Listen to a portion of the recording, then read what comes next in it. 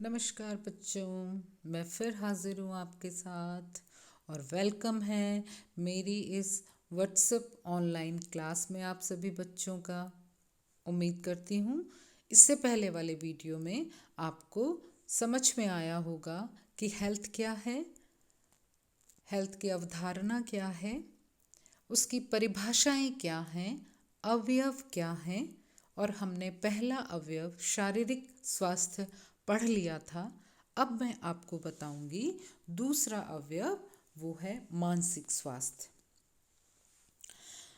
WHO के अनुसार, यानी कि इससे पहले जो विश्व स्वास्थ्य संगठन के अनुसार मानसिक स्वास्थ्य को परिभाषित किया है उन्होंने, स्वास्थ्य मात्र बीमारियों की अनुपस्थिति ही नहीं बल्कि व्यक्ति को शारीरिक, मानसिक एवं सामाजिक रूप से स्वस्थ रहना ही मानसिक स्वास्थ्य कहलाता है।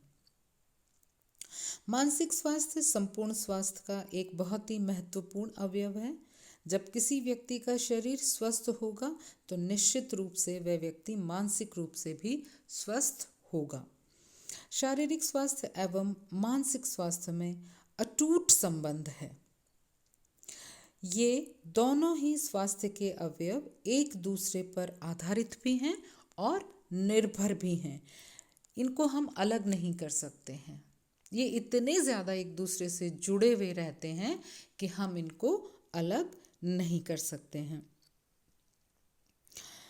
मानसिक स्वास्थ्य एवं शारीरिक स्वास्थ्य को पृथक पृथक यानी अलग अलग नहीं किया जा सकता है, क्योंकि दोनों एक दूसरे पर निर्भर हैं। फिर भी मानसिक स्वास्थ्य को स्पष्ट रूप से समझने के लिए इसके बारे में जानना अत्यंत आवश्यक है। आज की भागदौड़ की ज़िंदगी में बच्चों, अधिकांश लोग मानसिक रूप से अस्वस्थ हैं। चिंताएं, तनाव, उलझनें, निराशाएं, उद्विग्नता तथा विभिन्न प्रकार की समस्याएं मानसिक स्वास्थ्य को प्रभावित करती हैं और व्यक्ति चाहे अनचाहे मानसिक अस्वस्थता की ओर बढ़ जाता है या वो मानसिक अस्वस्थ हो जाता है। वर्तमान युग में भीड़ भाड़ वाली ज़िंदगी में व्यक्ति एकदम अकेला है, स्वयं में केंद्रित है यानी सेल्फ सेंटर्ड है और दिन प्रतिदिन मानवीय मूल्यों के ह्रास होने से व्यक्ति में निराशा, अकेलापन, असंतोष, उत्तरदायित्व की कमी, धन की बढ़ती चाहत इत्यादि ने जन्म ले लिया है, जिससे व्यक्ति अशांत, निराश, चिंताग्रस्त, परेशान एवं मानसिक रूप से बीमार और रोगग्रस्त हो गए हैं। वर्तमान समय में जीवन मूल्यों से धन का मूल्य बढ़ गया है, जिससे लोगों में धन अर्जित करने के प्रति ज़्यादा लालसा हो गई है। ऐसे में निरंतर बढ़ती इच्छाओं, बढ़ती आवश्यकताओं के चलते व्यक्ति आज एक व्यक्ति न होके मशीन बन गया है। क्यों मशीन बने भी क्यों ना, क्योंकि मशीनी युग जो चल रहा है और इसका दुष्परिणाम है मानसिक अस्वस्थता। अब मानसिक अस्वस्थता जो है उसकी कैरेक्टरिस्टिक्स क्या होती हैं? एक मानसिक रूप से स्वस्थ व्यक्ति में ये विशेषताएं होती हैं। मानसिक रूप से जो व्यक्ति स्वस्थ होता है वह शांत, संतुष्ट, प्रसन्न एवं हमेशा ही आनंदित रहता है। वह स्वयं को कभी नहीं धिक्कारता, कभी भी उसके अंदर डिप्रेशन नहीं आता, अतः वह स्वयं से पूरी तरह से संतुष्ट रहता है। मानसिक रूप से स्वस्थ व्यक्ति को स्वयं के ऊपर अच्छा आत्मनियंत्रण रहता है। वह कठिन से कठिन परेशानियों को भी सफलता से और बुद्धिमत्ता पूर्वक सुलझा लेता है। वह संवेगों का गुलाम नहीं होता, बल्कि भय, क्रोध, प्रेम, ईर्ष्या, चिंता, तनाव इत्यादि उस पर सरलता से हावी नहीं होते, क्योंकि वह मानसिक रूप से स्वस्थ है, नियंत्रित व्यक्ति है। मानसिक रूप से स्वस्थ व्यक्ति दूसरों के साथ अच्छी तरह से समायोजन कर लेता है। ऐसा व्यक्ति एक अच्छा सामाजिक नागरिक होता है। मानसिक रूप से स्वस्थ व्यक्ति में निर्णय लेने की क्षमता होती है, परेशानियों से घबराता नहीं है, ठंडे दिमाग से उलझनों को सुलझाने का प्रयास करता है। मानसिक रूप से स्वस्थ व्यक्ति बदलते वातावरण के साथ आसानी से स्वयं को समायोजित कर लेता है और गलत और सही का सही निर्णय लेता है। मानसिक रूप से स्वस्थ व्यक्ति कभी भी दूसरों को परेशान नहीं करता, दूसरों की परेशानियों को दूर करता है। तो ये कुछ विशेषताएं थीं जो मानसिक स्वस्थ व्यक्ति की होती हैं और जो मानसिक रूप से व्यक्ति स्वस्थ रहता है। अब है मानसिक अस्वस्थता से मानसिक स्वास्थ्य को प्रभावित करने वाले कारक। शारीरिक स्वास्थ्य। शारीरिक स्वास्थ्य जो है वो हमारे मानसिक स्वास्थ्य को प्रभावित करता है। अगर कोई व्यक्ति शारीरिक रूप से अस्वस्थ है तो वह व्यक्ति मानसिक रूप से भी अस्वस्थ हो जाता है। लंबे टाइम तक चलने वाली बीमारी, लंबे टाइम तक चलने वाली कोई भी तनाव या चिंता उसे मानसिक रूप से ग्रसित कर देती हैं। सामाजिक कारक। मानव एक सामाजिक प्राणी है। अगर किसी व्यक्ति को समाज द्वारा उत्पीड़ित किया जाता है तो उसका प्रभाव उस व्यक्ति के मानसिक स्वास्थ्य पर पड़ता है फलस्वरूप। और ये चिंताएं क्या होती हैं?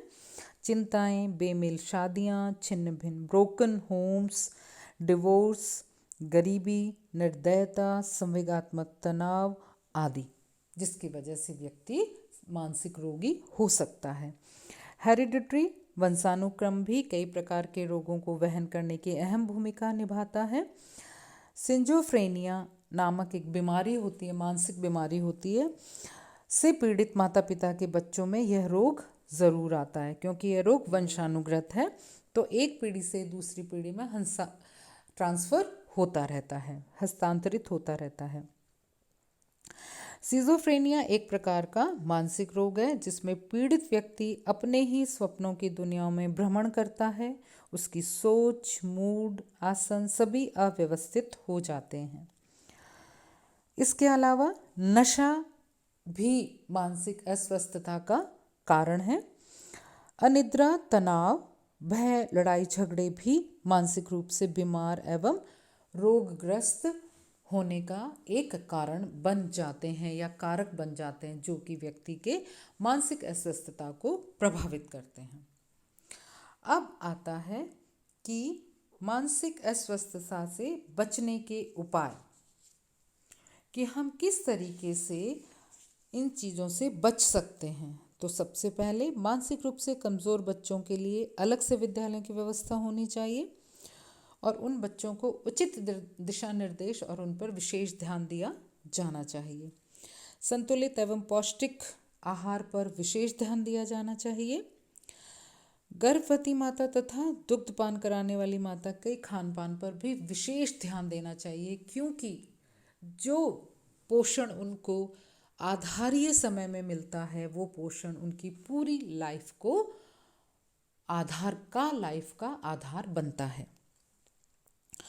शिशु के विकास के लिए प्रथम 5 वर्ष अत्यंत महत्वपूर्ण होते हैं। इन दिनों बच्चों जो सीखता है उसके जीवन पर्यंत काम आता है। इसलिए हमेशा बालक को कई प्रकार की चीज़ें, संस्कार अच्छे देने चाहिए और उनका खान पान का ध्यान विशेष रखना चाहिए। वृद्धावस्था में भी व्यक्ति मानसिक रूप से संतुलित हो जाता है, अतः परिवार के सदस्यों के द्वारा वृद्धों को पूरा सम्मान देना चाहिए और पारिवारिक वातावरण स्वस्थ और खुशनुमा रखना चाहिए। बेरोजगार, शिक्षित एवं अशिक्षित युवकों को रोजगारों की व्यवस्था होनी चाहिए जिससे उनके अंदर मानसिक अस्वस्थता ना हो।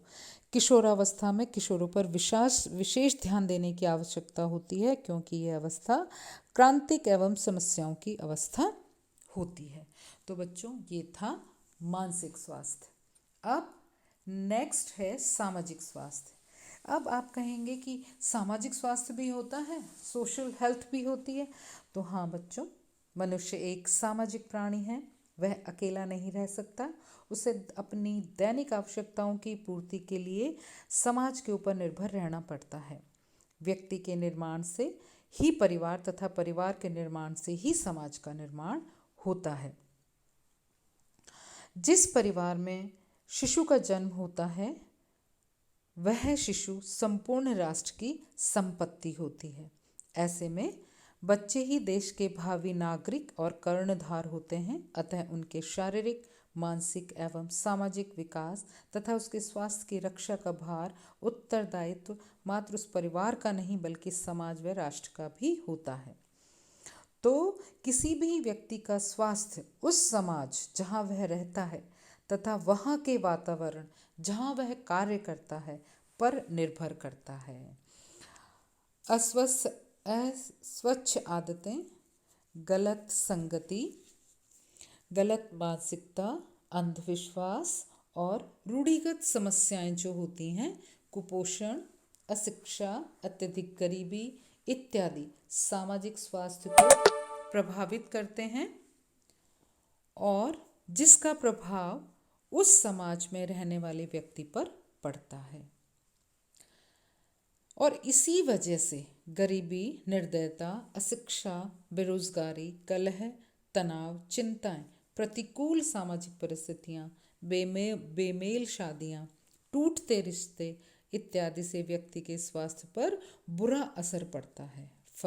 अतः व्यक्ति समाज के साथ अच्छे संबंध स्थापित नहीं कर पाता और कुसमायोजन करता है, समायोजित नहीं हो पाता और इसी को हम सामाजिक अस्वस्थता कह सकते हैं। अब सामाजिक स्वास्थ्य को प्रभावित करने वाले कारक कौन कौन से हैं जो अभी मैंने आपको बताया?